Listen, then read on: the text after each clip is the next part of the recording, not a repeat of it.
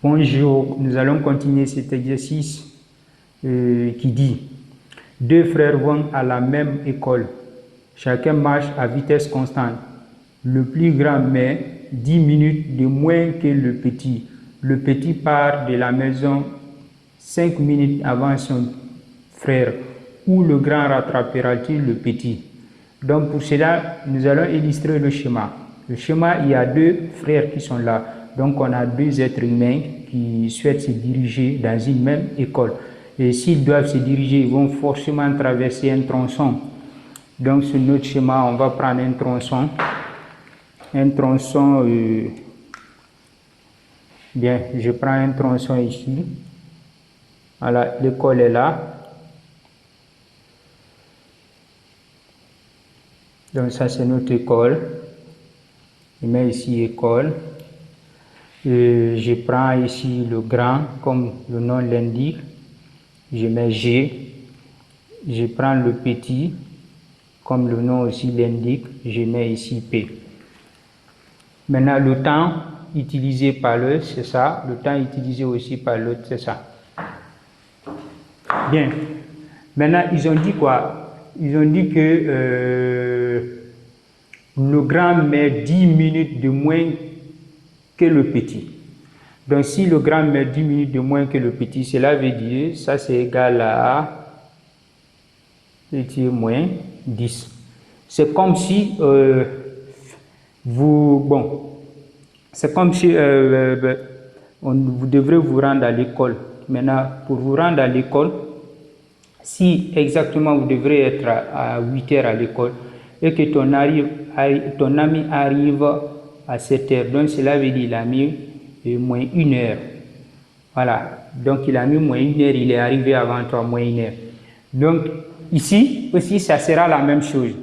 Si par exemple le petit a fait 20 minutes, le grand fera 10 minutes. Si le petit a fait 100 minutes, le grand fera 90 minutes, ainsi de suite. Mais, puisqu'ils ont parcouru une distance, forcément il y a une distance, malgré les vitesses ne sont pas données. Et lui, sa vitesse, nous allons noter par VP et l'autre VG. Et VG, la vitesse du grand, et VP, la vitesse du petit. Maintenant, les équations horaires.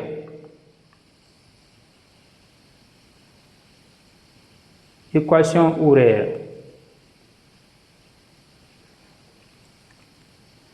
Bien, la distance parcourue par le grand, la vitesse c'est VG multiplié par le temps et le temps c'est ça. Et la distance parcourue par le petit, on a la vitesse VP multiplié par le temps. Et le temps c'est quoi? C'est TP. Maintenant, si ils étaient au même point de départ, maintenant, lorsqu'ils se dirigent à l'école et qu'ils arrivent à destination, forcément, ils vont parcourir la même distance. C'est comme si deux personnes sont sur Toulon, ils quittent sur Toulon pour se joindre sur Poitiers, pour aller sur Poitiers, et automatiquement, nous allons constater quoi? Nous allons constater qu'ils vont parcourir la même distance. C'est comme si tu quittes, disons, Kaloum. Deux personnes quittent Kaloum pour se joindre à Symphonia, c'est la même chose aussi, ils vont parcourir la même distance. Donc pour cela, nous allons poser que, posons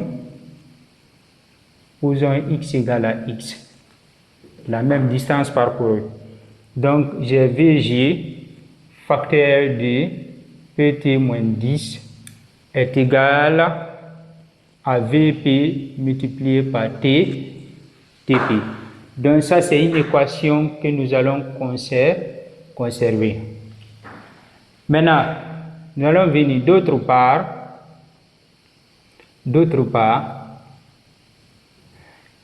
Bien, maintenant puisqu'ils ont donné le temps de départ ici, on dit que le petit part de la maison 5 minutes avant le frère.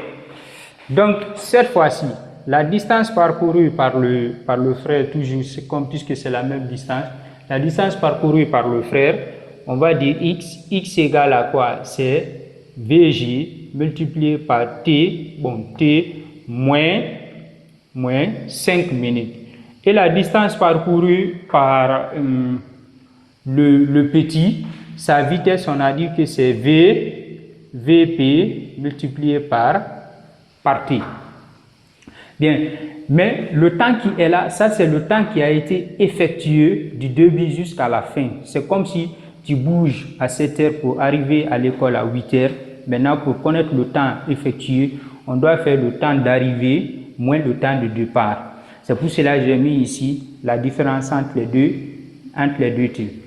Maintenant, qu'est-ce que nous allons faire ici? Nous allons tirer les deux vitesses, VG et VP, parce qu'on ne connaît pas les vitesses. Donc pour cela, VG est égal à X sur T moins 5. Et tandis que VP est égal à X sur T.